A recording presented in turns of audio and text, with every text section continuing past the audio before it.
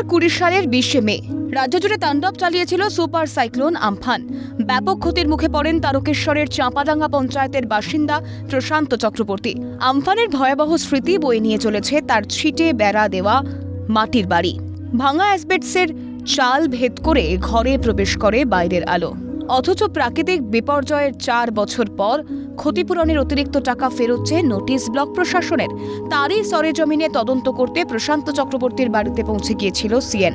আমফানে ক্ষতিগ্রস্ত হয়েছিল, তখন সেই আমফানের ভালো রকমই আমার ক্ষতিগ্রস্ত হয়েছিল। তো তখন 10,000 টাকা ঢুকেছিল ব্যাংকে। কিছুদিন বছর দেড়েক পর আমার কাছে কাগজ আসে যে 5,000 টাকা ফিরে দিতে হবে। গতকালকে আবার সেই নোটিশ এসেছে 5,000 টাকা আবার ফিরে দিতে হবে। আমফানের পর কেন্দ্রের তরফ থেকে পাওয়া অনুদানের টাকা ক্ষতিগ্রস্তদের মধ্যে বণ্টন করে রাজ্য সরকার। আংশিক ক্ষতিগ্রস্তদের জন্য বরাদ্দ হয় 5,000।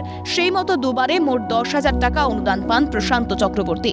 তবে ক্ষতিপূরণ পাবার পর ব্লক প্রশাসনের তরফ থেকে অতিরিক্ত টাকা ফেরত চেয়ে প্রথম নোটিশ পাঠানো হয় 2022-এর জানুয়ারি মাসে। 1.5 বছর পর ফের এই নোটিশ।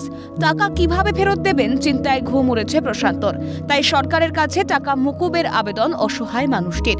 5,000 টাকা ফিরে দিতে হবে, 1 সপ্তাহের মধ্যে যোগাযোগ করতে বলেছে। সেই সময় যে আপনার কত টাকা মোট এসেছিল?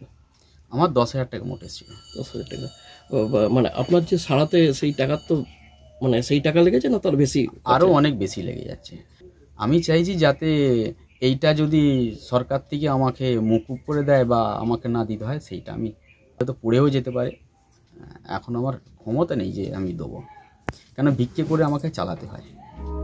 100 দিনের কাজ আবাস দুর্নীতির পাশাপাশি আমফানের ক্ষতিপূরণ বণ্টনেও ব্যাপক আর্থিক দুর্নীতির অভিযোগ ওঠায় আদালতের নির্দেশে ক্ষতিপূরণ প্রাপকদের তালিকা যাচাই করে সিএজি।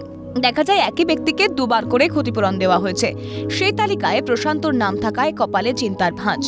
বিষয়টিও বিবেচনা করে দেখা হবে আশ্বাস পঞ্চায়েত সমিতির সভাপতির। পাশাপাশি মানবিক দৃষ্টিতে দেখা হোক বিষয়টি, দাবি বিজেপির। সেই মানুষ যদি ফেরত না দেওয়ার হয় সেটা নিশ্চয়ই বিবেচনা করা হবে, দেখা হবে। অসহায় মানুষের কাছে কোনো টাকা দিলে সেই টাকাটা আর ফেরত পাওয়া কি সম্ভব? একটু মানে মানবিক দৃষ্টিতে দেখা হোক জিনিসটা। জরাজীর্ণ ওই বাড়িতে বৃদ্ধা মা, স্ত্রী ও 2 মেয়েকে নিয়ে কোনো মতে বাস প্রশান্তর। 2016 সালে ঘটে যাওয়া এক দুর্ঘটনায় ভেঙেছিল কোমর। তারপর থেকে ঠিকমতো চলাফেরা করতেও পারেন না। নুন আনতে পান্তা ফুরোনোর সংসার, তার উপর 2 মেয়ের লেখাপড়ার খরচ জোগাতে হিমশিম খাওয়া অবস্থা। এখন এই দিন আনা দিন খাওয়া হত দরিদ্র মানুষটার প্রতি সরকার কি একটু মানবিক হয়, সেটাই দেখার।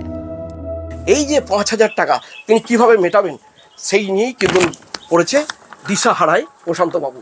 হুগলির তারকেশ্বর থেকে রেবা মজুমদারের সঙ্গে সুভাষ মজুমদার, ক্যালকাটা নিউজ।